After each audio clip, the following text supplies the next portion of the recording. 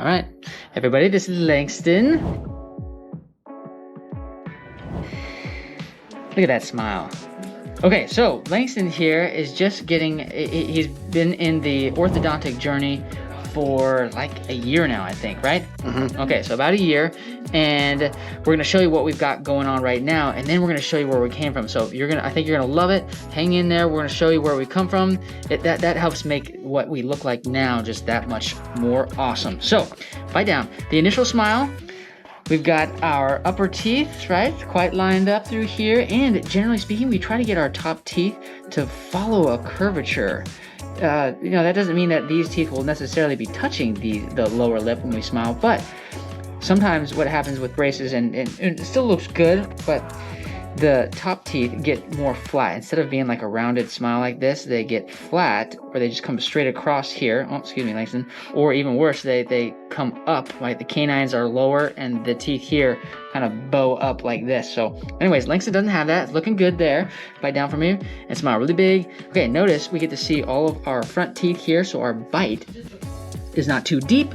This can actually be helpful if you're trying to open for me really wide. Tip your head back. If you're trying to put a permanent retainer, if you're trying to put a permanent retainer back here on these teeth on top, it can be a little tricky unless you have enough space. So if the bottom teeth here, if they bite down and they bite like way down up here, then they could bite your retainer off. So that's why sometimes you're less of a candidate to put a permanent retainer on the top, because your bottom teeth might crunch on it. But Langston, bite down for me. The way that we're biting right now, we are not really deep. We see most of our bottom teeth.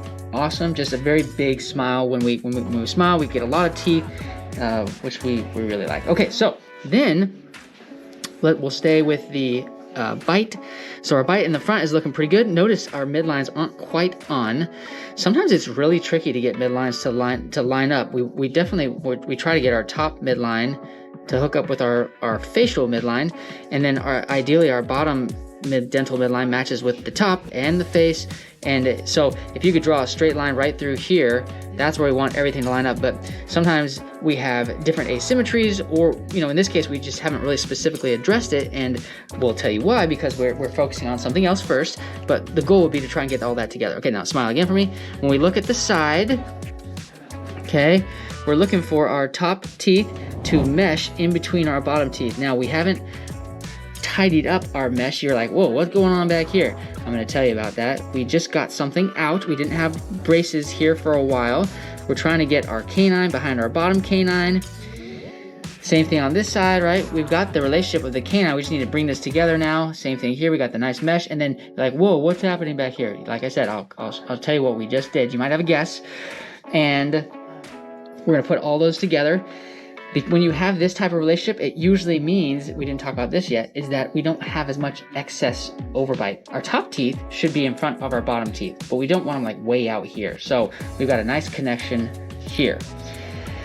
Okay, open really wide for me. We've got our 12-year molars in. We've got our alignment. It's pretty nice, but we haven't detailed this alignment. It's just our general alignment. And in our top teeth, same thing here. We haven't detailed this alignment. We just have our general alignment. What we focused on quickly is we got the braces on everything. Originally, we put the braces on everywhere. Get the teeth to line up. Bite down for me, Langston. You're good now. Get the teeth to line up. See how it works. We spent some time trying to get the lining up first, and then we got into one of our favorite appliances. In this case, when folks come into our office and they start as a class 2 with excessive overjet, we are considering the Herbst. And that's what we just removed. We've got some pieces here. We've made it to the point where we've been holding it for like 6 months to a year. Mm-hmm. And we're going to show the original photo so you'll get to grasp how different this is. But now what we're going to do, since we took the Herbst out, we're going to go ahead and put brackets back on all these teeth, pull them together with the brackets. Still probably at this point use some rubber bands to maintain what we got with the Herbst. But the idea behind the Herbst is that it can move teeth, but it can also, if we posture our jaw forward for a long time, it can help or allow for our jaw growth to happen or stabilize in a more forward position. So Langston has done a great job with the Herbst. We've got it out now. We're getting ready to put the brackets on, and then we're going to move towards detailing or finishing our case. Okay, let me go ahead and show you where we began and I think you're gonna love it. So hang on. Okay, so this is our bite. When we present, we can see here that we weren't lined up. We had our teeth that were kind of sticking out here. Our bite is pretty deep. The top teeth come down past the bottom teeth. So comparatively, when you compare the two, you can see that our bite has opened, and the Herbst does a great job with that. Here is one of our side bites, right? We had a lot of buildup here. So we had an extra baby tooth that came out. Langston's been better at keeping his teeth clean, but look at our relationship here. This canine is supposed to be all the way back here. So not only did we bring it down, this out with the braces, but then with the Herbst, we kind of pushed forward, and this now, when you compare the right side, is resting right back here. Awesome movement. You can see here is the excess overjet, right, kind of over here, and this is where it becomes a little bit more obvious. And then this is an even larger gap, right? You can see the difference between our bottom teeth and our top teeth. This canine is supposed to be all the way back here. So on this side, the left side, we are even worse off. And with the help of the Herbst, we were able to push that forward. This kind of gives you a feel of our bones and our skeleton. This was before we began treatment, but we were looking at our bones here. It kind of gives us an idea of when we might get ready for our growth spurt, because we want to push this lower jaw forward, right, to close the gap there. Look at that. Close the gap there, and then we hold it there, and then hopefully while he's going through his growth spurt, we're increasing the size. The Herbst itself doesn't quote unquote grow jaw bones. We're not trying to do that necessarily. We're just trying to control the growth that's there. In addition, the Herbst is going to be, it's going to be pushing these bottom teeth forward like this and trying to push these top teeth back. So there's a combination, hopefully, of dental and skeletal effects. But when you compare this, right, this visual to what we have in the mouth now after Langston's gone through the Herbst, huge difference, huge difference. All right, so we've got everything back in. The Herbst is out, and the brackets are back in. So now we're gonna try and detail all those things. So we're gonna ask Langston a couple questions, like, do you remember when we first talked about the Herbst, that device and the braces? Yes. Do you remember what your thoughts were? I was a little like nervous because I felt like it would, I didn't know what it was at all. It was the first time I was hearing it, so it's like nervous is in, okay, yeah, is it gonna hurt, or were you worried about it just being so big? Do you remember that? Okay. Now, then when you got it in, tell me about it. Did it hurt? What did you think about when we actually gave it to you? when I gave it, it just felt really weird, like indigestion, like my mouth. Just a lot of stuff going on. Yeah. Do you remember the arms on those telescoping arms the first time you had those in, or the screws on the side? Yes. How did that feel? I couldn't, it was bad. It hurt to eat. I didn't want to eat because it hurt so bad every time I eat. Messed up, move around and stuff sometimes, so I had to get it tightened a lot. It was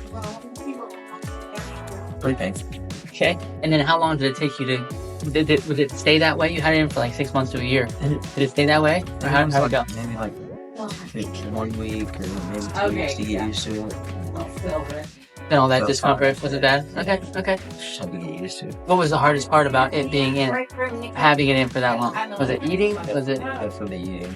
Did you play sports? Yes. Could you? Sports too, a little bit. What was it like playing with sports? Well, it was I think it was toward the end of football. I had it, and my mouth guard, and I had to Try and get it around it. dig around stuff, and it was super weird.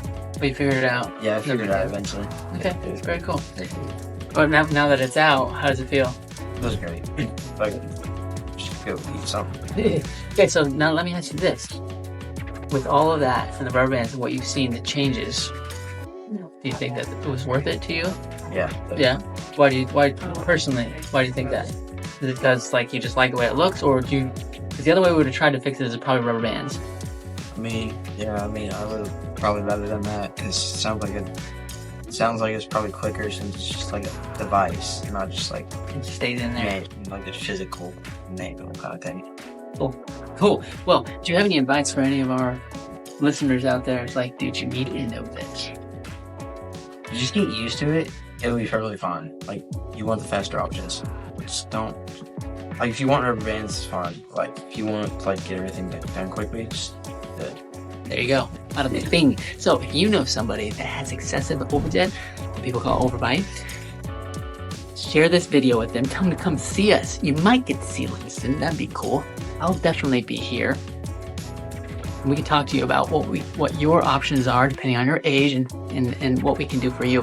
If you can't, consider subscribing to the channel. so that we can open your eyes to the wonderful world of straight teeth and beautiful bites. That's all we've got. Just a little get going, seeing where you're going. Packard and links